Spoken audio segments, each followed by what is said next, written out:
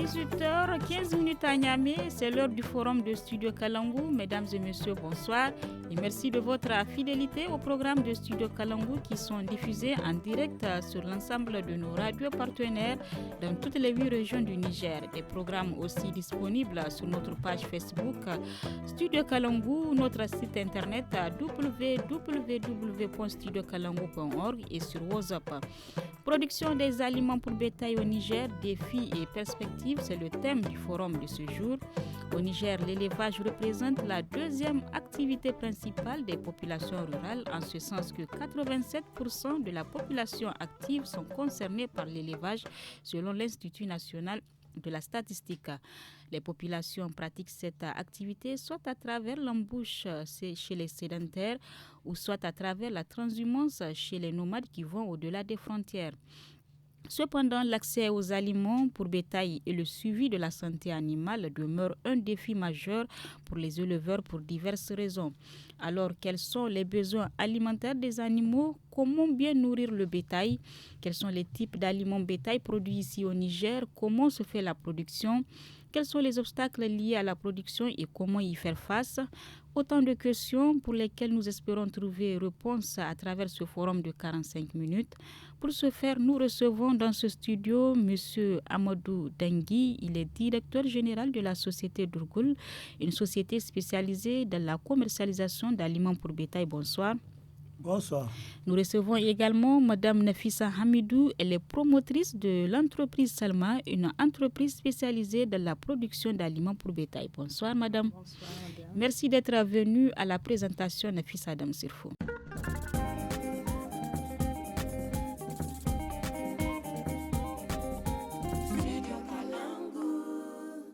Chers invités, merci une fois de plus de nous avoir honorés de votre présence. Alors, avant de rentrer dans le vif du sujet, je vous donnerai la parole quelques minutes pour nous parler de vos différentes entreprises, leurs missions. Je commence par vous, Madame Nafissa. L'honneur est à la femme. Merci beaucoup. Merci Alors, pour l'invitation. Présentez-nous l'entreprise Salma. Comme vous venez de le dire, je me nomme Madame Nafissa Hamidou. Je suis la promotrice de l'entreprise Salma qui a été créée en 2014. L'entreprise Salma porte le nom de ma première fille, donc Oumou Salma. Actuellement, l'entreprise emploie 10 personnes. L'entreprise est dans la production et vente d'aliments bétail à base des résidus de récolte. Qu'est-ce que j'appelle les résidus des récoltes? C'est essentiellement les tiges de mil, le son de blé, le tourteau de coton, tout ce qui est vraiment résidu après récolte. D'accord. Et puis l'entreprise, elle a été créée depuis 2014. Tout à fait, ça a été créé depuis 2014. D'accord. Merci bien à vous, Monsieur Amadou Dengui, l'entreprise, la société Durgul. Présentez-nous cette société. Merci beaucoup. La société Durgul SARL, c'est une entreprise agricole qu'on a créée en 2019, qu'on a créée récemment.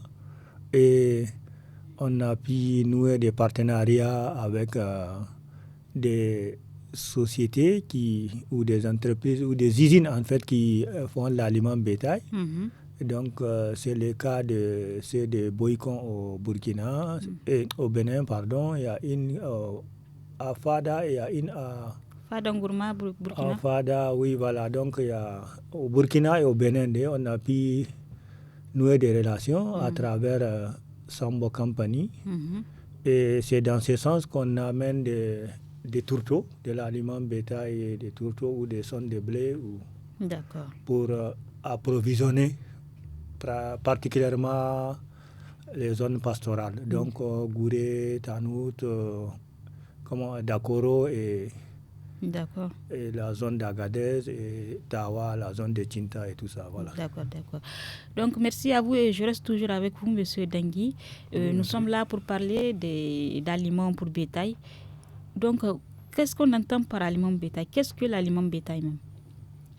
C'est l'aliment complémentaire, comme vous savez que le Niger est un pays sahélien quand même, donc, et où le cheptel est important parce qu'on a autour de pratiquement 60 millions d'IBT, s'il faut tout ce qu'on a comme tête de bétail.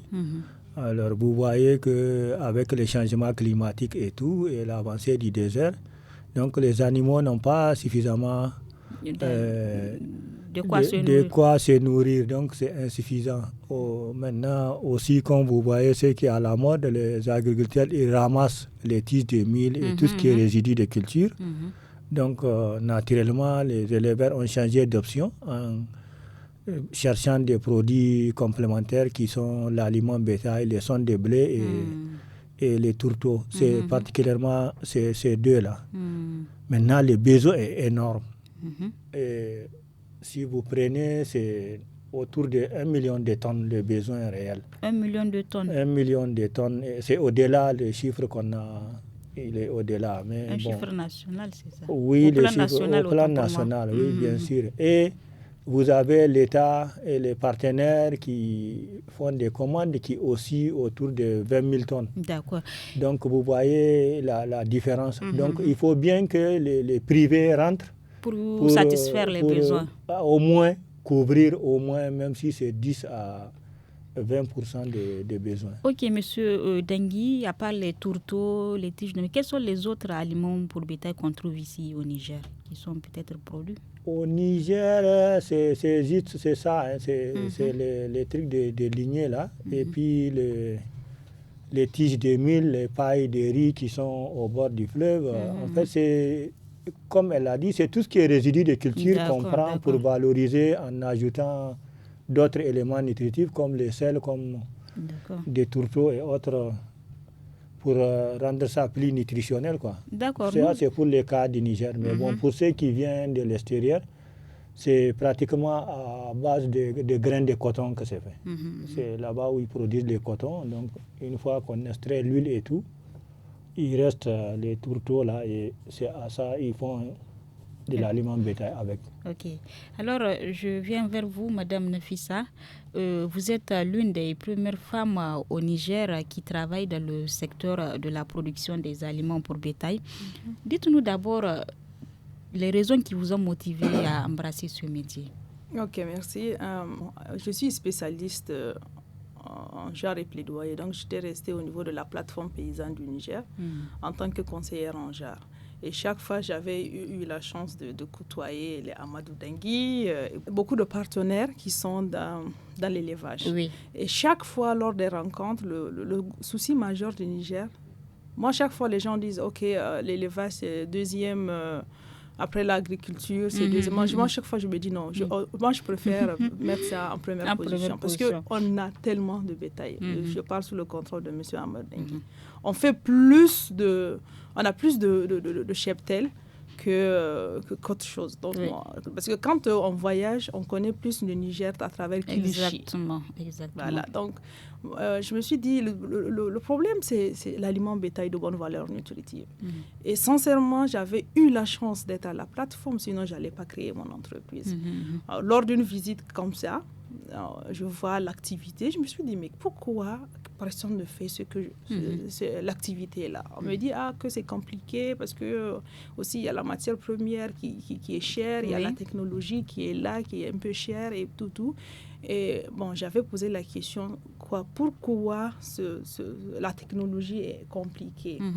Donc ils m'ont dit, vraiment c'est un aliment très bien parce que c'est les résidus de récolte, essentiellement les tiges de mil qu'on valorise. J'ai dit, oui, je n'ai jamais pensé qu'on valorise les tiges de mil, qu'on peut transformer les tiges de mil jetées, que les gens, après, parce que les gens au Niger, qu'est-ce qu'ils font avec les tiges de mil? Généralement, construire des cases, ou bien des fois des hangars, ou bien mettre dans leur champ. Alors que ça pouvait servir à quelque chose. J'avais pensé.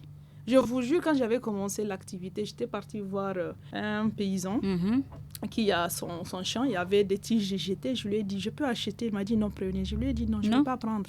J'aimerais acheter. Il dit, non, madame, prenez, je ne veux même pas de ça. J'ai dit, non, je vais acheter. Le monsieur, ça fait 1 an, il n'a pas vu dans ses yeux. Le jour-là, j'avais acheté les tiges là en hauteur de 20 et quelques 30 000. Ça fait un bout de temps, il n'a pas vu 10 000 sur le champ. Ça m'a fait mal. Et ça m'a fait plaisir. Je lui ai dit, monsieur, actuellement, ça fait 6 ans que je travaille avec le même monsieur. Je lui ai dit, écoutez, voilà, vous voyez, les résidus que vous vous pensez que c'est du n'importe quoi, on peut les transformer. En temps, j'avais un sac de mélange que je fais, parce que le mélange, c'est quoi? C'est les tiges de mil, le tourteau de coton, le son de blé, le calcaire, le phosphate, le sel de cuisine et le gao. Ok, que vous transformez. Voilà, que je transforme, je mélange. Et c'est les gousses de gao, Federbia albida en termes scientifiques. Et c'est vraiment étudié à travers l'INRA. L'INRA a eu vraiment l'aide de la Banque mondiale, de la FAO pour sortir cette technologie. Et personne ne veut faire ça en tant que privé. Voilà. Donc, en somme, vous n'avez reçu aucune formation dans ce sens? Je suis sage-femme de formation de base, madame. Je suis sage-femme, je suis agent de santé. Et c'est ça qui m'a poussée à étudier, à me forcer, à me dire que non, il faut que je sois une femme indépendante. Il ne faut pas que je dépende d'Amadou Dangui, même si je vais dépendre d'Amadou. Donc, il faut que ça soit au moins 50-50. Donc, je me suis dit, il faut te battre, il faut étudier. Et c'est ça qui m'a amenée à partir faire ma spécialisation en genre et plaidoyer et revenir travailler à la plateforme. D'accord. Vos aliments que vous produisez sont comment dirais-je, ce sont des tourteaux, des tiges de mil. Dites-nous comment se fait la fabrication? Elle est toute simple. Hein. La fabrication, c'est vraiment les 7 matières premières broyées. Bon, il y a au moins 5 matières premières à broyer, c'est-à-dire le tige de mil, le tourteau de coton, parce que le tourteau de coton, c'est vraiment un peu dur. Oui. Et il y a le sel de cuisine. Même sel de cuisine. Le sel de cuisine, là, qu'on utilise. Là aussi, il faut broyer. Il y a le Federbia albida qu'il faut broyer.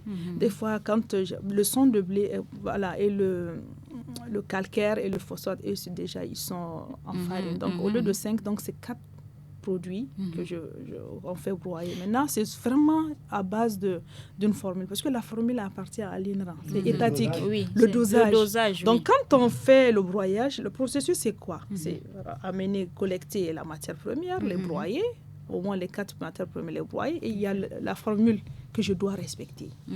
Une formule à respecter. À respecter, voilà, parce que c'est vraiment étudié pour pouvoir améliorer la croissance. Parce qu'il y a des gens qui font l'embouche, il y a des gens qui font les laitières. Donc c'est vraiment, le lait, donc c'est vraiment une formule bien étudiée que actuellement je suis en train de faire. Et la conservation, comment ça se fait, la conservation de ces aliments? Est-ce qu'elle peut être à long terme ou bien elle peut Oui. De la production, produit final, ça peut prendre 1 an. Voilà. Maintenant, le seul problème, c'est qu'il faut que l'acheteur, le monsieur qui va acheter, ou bien la dame qui va acheter, doit laisser ça dans un endroit sec. Parce que les tiges, dans un endroit humide, y compris le son de blé, dans un endroit humide, c'est compliqué. Surtout les tiges. D'accord. Voilà, donc là, ça n'aime pas l'humidité. Ok. Alors, Monsieur Dangui, votre société, elle est spécialisée dans la vente de ces produits alimentaires. Commercialisation, autant pour moi. Une entreprise comme celle de Madame Nafissa, l'entreprise Salma, est-ce que vous avez des fournisseurs? Vos fournisseurs sont ici au Niger? Comment ça se passe? En fait, c'est simple, c'est une chaîne de valeur. Vous avez ceux qui font la production, comme Nafissa, et d'autres qui sont hors du pays. Mais maintenant, il faut bien qu'il y ait des gens qui commercialisent, il faut qu'il y ait des gens qui consomment, donc c'est une chaîne. Et on s'est dit, qu'on ne doit pas être sur l'ensemble de la chaîne. Nous, on a préféré se focaliser sur la chaîne commercialisation, en faisant en sorte de disponibiliser les produits auprès des éleveurs. Donc, au lieu de les stocker ici à Niamey, il faut l'amener en zone pastorale, au niveau des campements, pour que l'éleveur ne se dise pas non, il faut juste les jours du marché que j'aille chercher et tout ça. Là. Ça veut dire même au moment de traire, s'il veut, il sait qu'au niveau des campements, il y a un tel qui a l'aliment bétail, il peut aller juste s'approvisionner. Donc ça a vraiment c'est une politique de proximité qu'on est en train. Nous, on est dans la démarche surtout par rapport à la production laitière, d'approcher l'aliment bétail de l'éleveur en lui amenant ça au niveau campement. C'est un peu ça notre philosophie. Et on sait que vraiment au Niger, il y a cette préoccupation, le déficit fourrager qui est de plus en plus récurrent et les difficultés aussi liées à l'insécurité qui actuellement freinent la bonne marche de la transhumance dans les pays. Est-ce que vous pensez que la production de ces aliments pour bétail peut lutter contre cette situation? Bon, elle peut contribuer parce que c'est comme elle dit, les gens disent seulement deuxième activité et tout ça là, mais dans les faits ce n'est pas réel parce que 87% de la population du Niger font l'activité de l'élevage. 87% de la population du Niger. Et ce n'est pas le cas pour l'agriculture. Et c'est la seule activité où on a l'avantage comparatif dans l'espace CEDEAO. C'est la seule activité où on est devant tout le monde, les autres pays. Par contre, l'agriculture, là, on est tout le temps là en train d'importer de tous les produits, les riz, c'est pour des milliards de trucs chaque année, ou tous les produits agricoles. Donc, on est complètement déficitaire en ce sens. Mais par rapport à notre viande, malheureusement, pour le secteur lait, il n'est pas organisé. Tout ce qu'on a comme chastel et tout, ne nous empêche pas d'importer pour 25 milliards de lait en poudre qui est le lait en poudre. Tout le monde connaît les inconvénients. En réalité, ce n'est même pas le lait naturel. Mais bon, il suffit juste d'organiser ces éleveurs-là. Vous imaginez avec 60 millions de têtes, même si c'est 1 litre, ça va faire 60 millions de litres. Voilà. Donc, mais malheureusement, c'est délaissé, ce n'est pas organisé. Mais oui, M. Dangui, on sait qu'elles sont nombreuses les sociétés qui mettent à la disposition des éleveurs ces aliments pour bétail. Vous êtes en partenariat avec quelles sociétés? Quelles sont ces sociétés ici au Niger? Au Niger, non, elles ne sont pas nombreuses. C'est les sociétés qui produisent de l'aliment bétail au Niger. Elles ne sont pas nombreuses. Elles ne sont pas du tout nombreuses. À la limite, il n'existe pas. Au début, sous le régime, il faut le dire, sous le régime RDA, il y avait des sociétés de fabrication d'aliments bétail. Vous pouvez voir les vieux trucs là, dans la zone industrielle de Gamkale et puis dans les autres régions. Mais depuis que notre tissu industriel a été détruit, il n'y a pas ces sociétés-là au Niger. Il n'y en a pas. C'est justement les Nafisa et tout ça qui commencent à prendre la relève, si on peut le dire. À initier ou à ramener ça comme... mais des sociétés qui produisent ici au Niger l'aliment bétail, il n'y en a pas. Maintenant, il y en a effectivement plein de Nigériens ou des commerçants qui font la commercialisation de l'aliment bétail comme nous autres. Mais la production, ça, c'est complètement... Donc, c'est vraiment un problème auquel il faut songer. Par rapport à la production, forcément. Parce que, en fait, c'est ce qu'elle a dit. Les gens ont toujours discuté sur les matières premières. Si tu veux mettre ça à l'échelle, faire des trucs de grande capacité, ce serait difficile de trouver les matières premières. Mais malheureusement, c'est que les gens n'ont pas poussé loin, comme on dit. Parce que regarde, moi j'ai vu, si tu vas dans la zone de Ayarou, là, tu vas voir de loin des tas de pailles de riz qui sont laissés comme ça, abandonnés et qui sont là à la limite. Alors que si vous les prenez et que vous faites une petite unité là-bas et que vous fabriquez, vraiment... il suffit d'enrichir. Bon, en fait, la paille de riz, ce n'est pas riche pour les animaux, comme ça, et les animaux n'en mangent pas tellement. Mais quand vous prenez et vous transformez comme ce qu'elle fait, vous rajoutez les sels, tous les autres éléments nutritifs, c'est une bonne chose. Donc c'est quelque chose qu'on peut faire tout le long des fleuves, partout où il y a les rizières. Malheureusement, ce n'est pas fait. Mais maintenant, par rapport aux résidus de culture tels que les tiges de mil et tout ça, là, nous autres les éleveurs, ça on ne veut pas que les gens ramassent ça. Pour 2 raisons. Parce que les animaux qui reviennent de la transhumance et tout ça, là, ou les animaux des villages, ils mangent ça gratuitement. L'agriculteur, il finit, il ramasse son mil et tous les autres trucs, mais il laisse les tiges. Maintenant, quand les animaux viennent, c'est ça qu'ils mangent. C'est ça qui leur permet de tenir à partir de décembre jusqu'à janvier.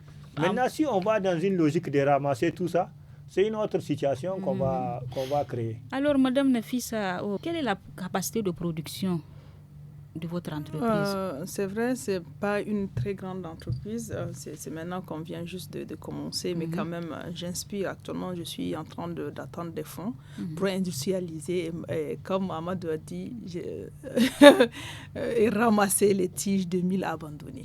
Je répète, les tiges 2000 parce qu'il y a des agriculteurs après récolte, sincèrement, ils revendent les tiges. Ils ont commencé à comprendre justement. Oui, je pars partout. Je pars à Maradi, je pars dans la région de Dosso, je pars partout pour prendre les tiges. Des fois moi-même.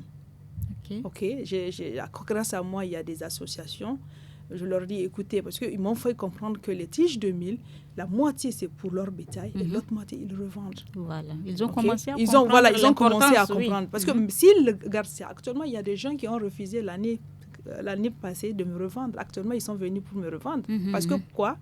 Ils ont laissé ça, une grande quantité. La période est vraiment une période morose.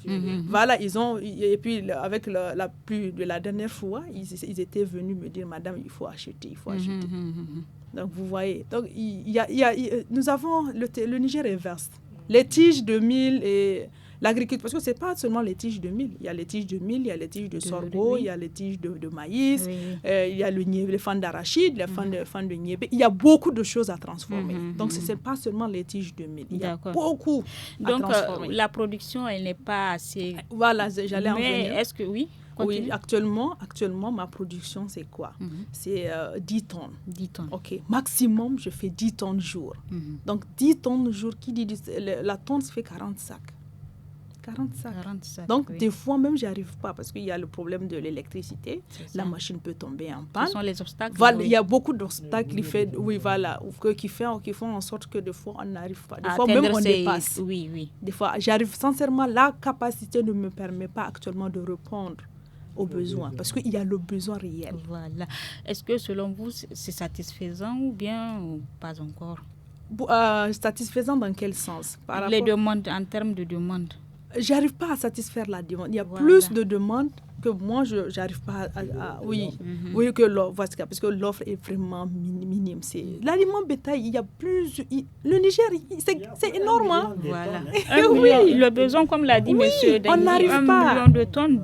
Et malheureusement, des fois, les aliments qui nous viennent sur place ne sont pas des aliments nutritifs, de bonne valeur nutritive. Sincèrement, je parle sous son contrôle. Mais est-ce que il faut toujours augmenter quelque chose dedans pour permettre à Les animaux, c'est comme les êtres humains. Tu manges bien, bon rendement. Tu ne manges pas bien, pas de bon rendement. Voilà, est-ce que vous collaborez avec des institutions étatiques en charge de l'élevage ou bien des acteurs même de la société civile intervenant dans le secteur comme le CAPAN, AREN? Côté étatique, il y a déjà l'INRAN qui m'aide au niveau de la recherche. Parce que la paille de riz qu'il disait, parce que moi je me suis dit, mais pourquoi la paille de riz on ne peut pas transformer? Actuellement, avec le professeur Darangoma, il m'a dit, OK, il faut qu'on s'asseye pour pouvoir... J'avais même eu de l'argent pour pouvoir faire l'étude, mais malheureusement, l'argent n'est pas encore disponible à cause du coronavirus, patati, patata, pour pouvoir étudier ce problème. Parce qu'il y a plusieurs façons de faire les aliments bétail. Il y a plus de 100 formules pour faire les aliments de bétail. À base de ce qu'on a sur place, on n'a pas besoin de se casser la tête. Okay? Là, il y a le ministère de l'élevage. Quand je dis le ministère de l'élevage, ils n'achètent pas directement chez moi. Mais quand même, sincèrement, ils me suivent. Ils savent ce que je fais. De temps en temps, même eux, ils envoient des gens pour leur dire, écoutez, vous voulez les aliments bétail? Ils les refaire. Je pense qu'on va aller visiter l'entreprise, aller acheter au niveau de l'entreprise, parce que c'est vraiment naturel. Je n'ai pas la capacité pour pouvoir permettre à l'État de venir acheter. D'accord. Voilà. Oui, je n'ai pas fini. Vous avez demandé aussi côté association. Voilà. Côté société civile, je n'ai pas encore commencé à travailler avec AREN, mais et les CAPAN, mais j'ai commencé à travailler, ça fait presque 2 ans, avec APES. APES, c'est l'association pour la promotion de l'élevage en Sahel. Voilà. D'accord. Bon, il a tout fini, en Sahel au Sahel. OK. Mais à la date d'aujourd'hui, est-ce que vous avez des représentations dans tout le Niger ou bien Non. Parce que la capacité, elle est réduite. Donc, je ne peux pas. Mais quand même, j'en vois. Parce que même, c'était quand j'étais, avant Covid-19, la FAO a acheté. la FAO a commencé à acheter chez moi.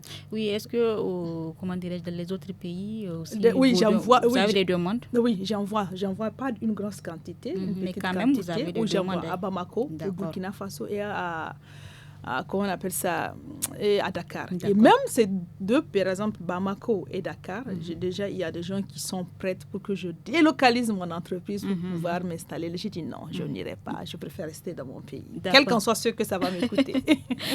Alors, Monsieur Dangui, le besoin alimentaire des animaux, il est énorme, comme vous l'avez notifié plus haut.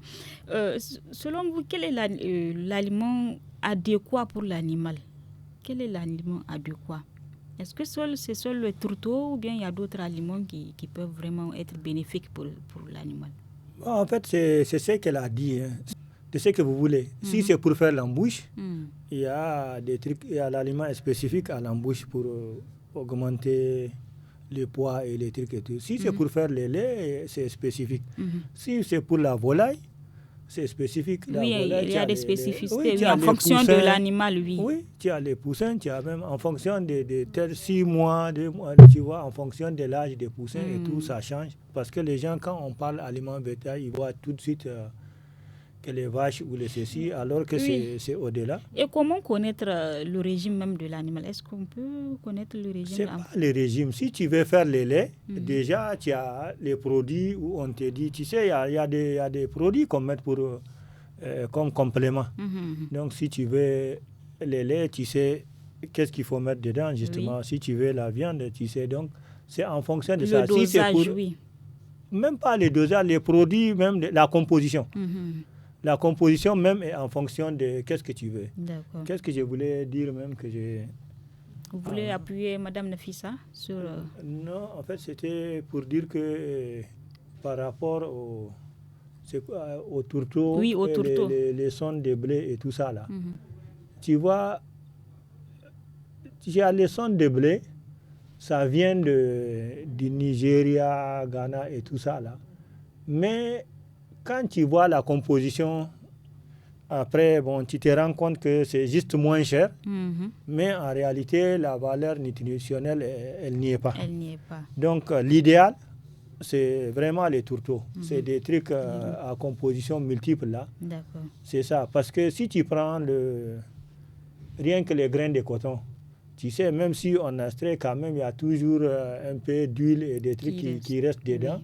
Et donc, c'est nutritionnel pour les animaux. Et est-ce qu'il y a une ration à respecter, une ration journalière? Ah oui, bien sûr. Et quelle est cette ration? Tu ne fais pas, normalement, c'est une vache, tu ne peux pas aller au-delà de 2 kilos. 2 kilos. En fait, ce n'est pas bien, quoi. Il ne faut pas... Voilà, c'est lié au poids même. Mais bon, écoute, si tu arrives à donner une bonne quantité, c'est-à-dire que l'animal même va arriver à un stade où elle va consommer un truc moindre. Et tu vois, si l'animal est à un bon point là, elle n'a pas besoin de beaucoup d'aliments bétail. D'accord. Maintenant, si l'animal est maigre et tout ça, là, bon, là, tu as besoin de... D'accord. Et est-ce qu'il y a un quelconque contrôle qui est fait sur ces aliments avant qu'ils ne soient donnés à l'animal? Ah, bien sûr, il faut bien contrôler, sinon tu peux faire des dégâts. Et puis, c'est pour ça que c'est sous la surveillance de l'INRAN quand on fait la production même. Maintenant, quand c'est des trucs que tu as importés au niveau des postes de douane et des trucs, ils ont des équipes. D'accord. Alors, Madame Nafissa, on sait que dans toute activité, il y a des difficultés. Quels sont les obstacles auxquels vous faites face dans ce métier? Waouh, en tant que femme, au Niger, en tant qu'entrepreneur, femme, au Niger, waouh. Ça, c'est pas comparé. Ça ne manque pas. Le fait d'être même femme, c'est tout un problème. C'est tout un problème. De se mettre à transformer les aliments bétail, les résidus de récolte. Vous venez de le dire. Vous avez dit que, je ne sais pas, peut-être il y a une femme que je ne connais pas. Mais quand même, officiellement je oui. suis la seule femme au Niger qui transforme les résidus de récolte. Même parmi les hommes, je suis la seule. Donc déjà là, c'est problématique. Et prendre les résidus de récolte, c'est un nouveau produit qui est sur le marché, que je suis en train de me battre. Ça fait 6 ans pour mettre ça sur le marché. Actuellement, ma tête est en train de cogner. Je suis en train de me cogner la tête pour dire aux gens, écoutez, ça, c'est différent de ça. Tel produit. Okay. Donc là, il y a le problème. Il y a le problème aussi de l'accompagnement des femmes, des entreprises. Effectivement. Même pas des entreprises, des femmes seulement, même l'entrepreneuriat des jeunes. Il y a pas, nous avons notre ministère, c'est vrai, mais quand même, il y a tout. Oui, dans les faits, c'est pas ça. Ok, il y a vraiment pas l'aide, l'accompagnement général des entrepreneurs. Il y a ce problème. Des jeunes entrepreneurs qui viennent de commencer, surtout dans le domaine agricole, dans la transformation, dans le domaine agricole avec grand A. Parce que quand on dit agricole, il y a élevage, il y a pêche, il y a tout. Je parle sous le contrôle de lui, il est plus expert que moi. Donc voilà, il y a ce problème aussi qui se pose. Et l'acceptation des nouveaux produits sur le marché au Niger, comme ça vient du Niger, c'est pas de la bonne qualité. Il y a ça. Il y a ça aussi. Il y a tout cet aspect-là qui est là. Et comment vous faites pour y faire face? Je me bats en tant que femme. Je suis persévérante, je suis courageuse, je ne baisse pas les bras et je ne compte pas baisser les bras. Et personne ne pourra même pas, il va essayer mais il ne va pas réussir. Les obstacles sont énormes. Pour une femme, c'est double, triple. Ce qu'un homme peut faire aujourd'hui ou demain, une dame là, c'est long de... Alors, on entend parler d'aliments industriels complets, semi-complets. Expliquez-nous la signification de ces termes et peut-être le rapport pour l'animal. Bon, il y a plusieurs catégories. Il n'y a pas seulement complet, semi-complet. Il y a, comment on appelle ça? Par exemple, si je prends les gens qui font l'embauche, il y a plusieurs... Si tu veux faire l'embauche dans 3 mois, il y a l'alimentation que tu dois utiliser. Je parle sous son contrôle. Pour que... Parce qu'au Niger, actuellement, au Niger, on n'a pas des usines comme en Europe ou bien dans les autres pays. Si c'est dans les autres pays, par exemple, l'éleveur, parce que nous, notre élevage, c'est vraiment l'élevage, c'est pas moderne au fait. C'est maintenant que ça commence à venir. Parce que si, par exemple, l'éleveur, il a ses animaux, il va dire, OK, le lot là, en 3 mois, j'aimerais engraisser. Il part voir l'usine de Nafissa. Il dit, OK, j'aimerais que vous me donniez la formule pour qu'en 3 mois, je puisse vendre ces animaux. Et je vous fais. C'est comme ça que ça se passe en Europe. J'ai voyagé, j'ai vu comment ça se passe. Pour les gens qui font les laitières, OK, je veux le lait de tel litre à tel litre. Quel aliment je dois utiliser? Et en fonction des aliments, il y a les aliments qui sont complets. Donc, complet, c'est-à-dire comme chez nous, il y a tout. C'est comme on garnit la table, il y a tout. Voilà. Il y a des aliments par exemple, il y a le son qui n'est pas là, il y a le tourteau qui n'est pas là, il y a juste, eux peut-être lui, par exemple, si c'est Dangui qui fait, monsieur Amadou Dangui qui fait l'élevage, peut-être lui, il a son tourteau, il y a tout avec lui. Seulement ceux qui n'ont pas, c'est ceux qui n'ont pas, c'est ça qu'ils demandent. Ok. Alors, monsieur Dangui, Nafissa l'a expliqué, les obstacles, ils sont énormes. Comment ça se passe de votre côté? Oui, en fait, c'est ce qu'elle a dit. C'est vraiment... C'est vrai qu'il n'y a pas... Il y en a même pas complètement. Il n'y a pas l'accompagnement pour les entreprises agricoles. En fait, il ne faut même pas parler d'insuffisant ou il n'y en a pas. Donc, c'est ça la réalité. L'accompagnement manque. L'accompagnement pour les entreprises agricoles, ça manque. Maintenant, le deuxième problème qu'il y a, bon, tu as vu tous les parterres des taxes qu'ils ont mis. Vous avez un pays sahélien où vous avez besoin de nourrir vos animaux et tout ça là. Tu viens, on te dit, bon, l'engrais et l'aliment bétail, on ne dédouane pas. Tu vois. Mais malheureusement, ce qu'on te donne de la main droite, on te reprend ça de la main gauche. Tu as tellement de taxes, de TVA, de petites taxes et tout ça là. Cela freine vraiment le bon fonctionnement, oui. Non, ça te fait des charges. C'est ça. Ce qui fait qu'au lieu que tu puisses offrir un produit moins cher à l'éleveur, malheureusement, tu es obligé d'ajouter tout ça et ça gonfle les prix au niveau. Et ce n'est pas bien. Et les transports aussi, ils coûtent cher. Alors que quand tu vois ce qui se passe dans les autres pays, à la limite, il y a des trucs où ces genres d'activités, à la limite, si on ne les subventionne pas, on ne doit pas les taxer. Voilà. Si on ne les subventionne pas, parce que c'est quelque chose qui touche 87% des Nigériens et en milieu rural. Donc, vraiment, c'est ça. Et moi, je vous dis que, en fait, si tu fais venir un TLM de 40 tonnes, bon, si tu viens à la frontière, tu as pour au moins 500 à 600 000. Monsieur, et on te dit que, bon, il n'y a pas de dédouanement. Mais tu vas débourser 600 000. Mais tu vois, ça veut dire que c'est du pareil au même, comme disent Monsieur Dengui, pour revenir un peu sur, comment dirais-je, ces aliments bétail, même comment vous êtes spécialisé dans la commercialisation, comment se fait la conservation au niveau de votre société, la conservation de ces aliments? Ou bien en fait, ce qu'ils font, hein, c'est ce qu'elle dit. Si Comme vous revendez, est-ce que dès que vous recevez, vos fournisseurs vous fournissent les aliments, vous les conservez avant de les rendre, ou bien comment ça se fait la conservation? En fait, si ils viennent, ils te déposent dans des zones que tu as déjà ciblées, mais naturellement, il te faut des magasins là-bas. Voilà.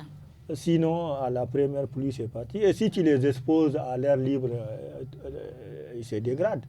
Tout ce qui a comme valeur et tout ce nutritionnel, ça s'en va. Donc, il te faut avoir des dépôts là-bas, des magasins.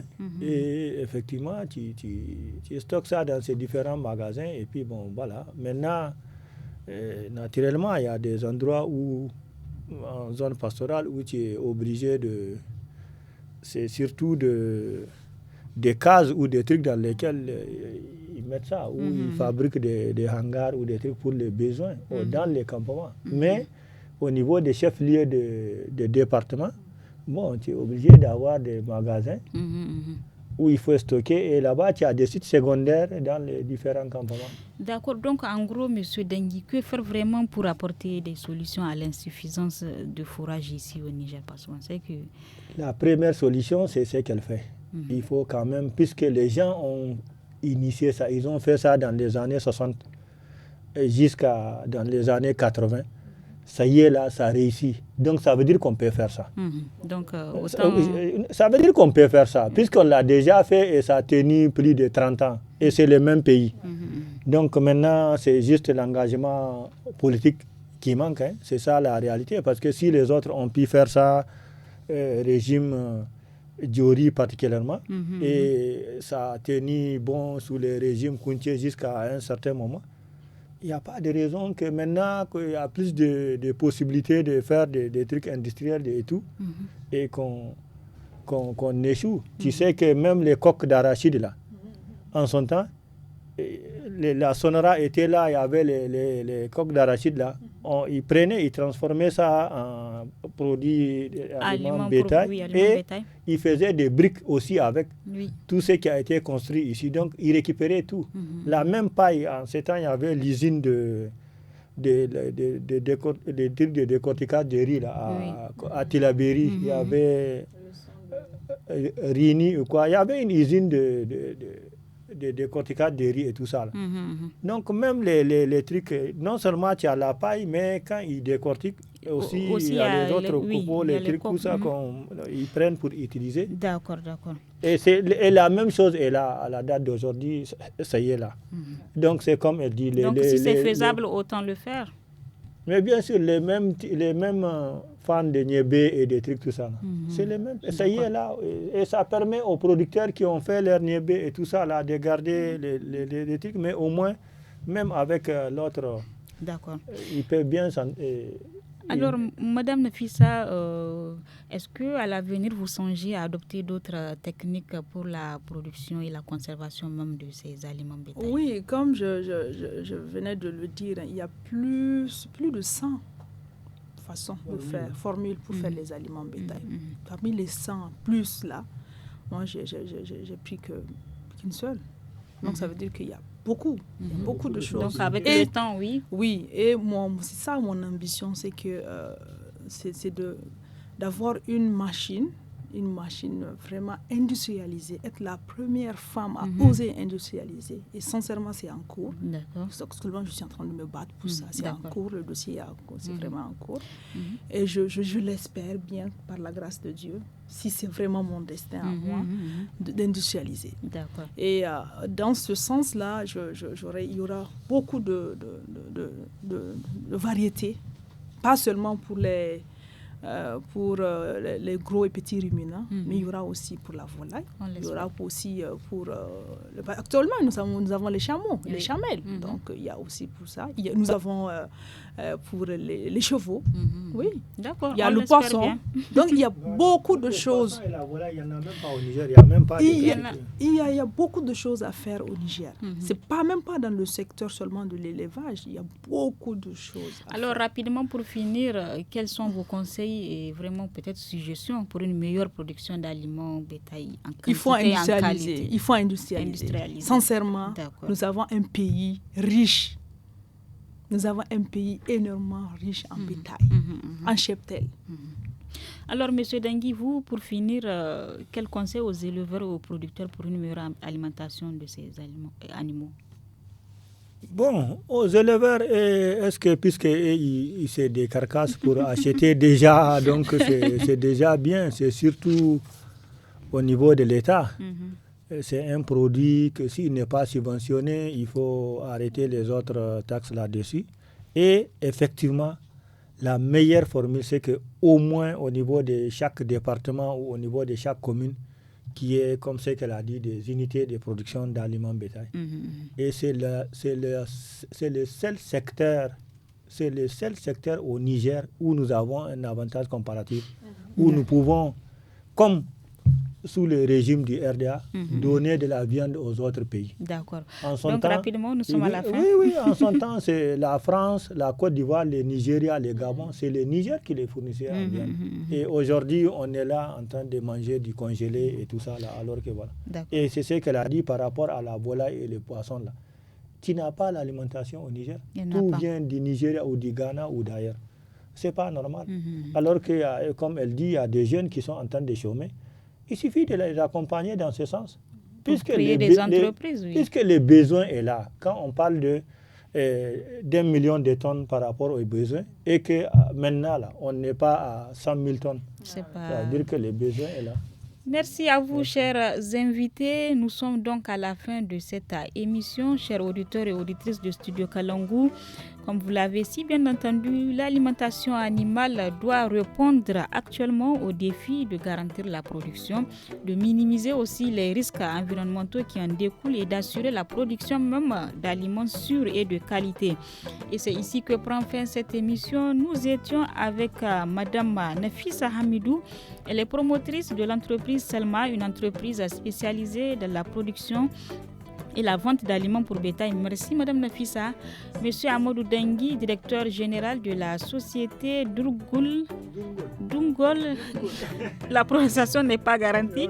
Elle est spécialisée dans la commercialisation d'aliments pour bétail. Merci aussi à vous.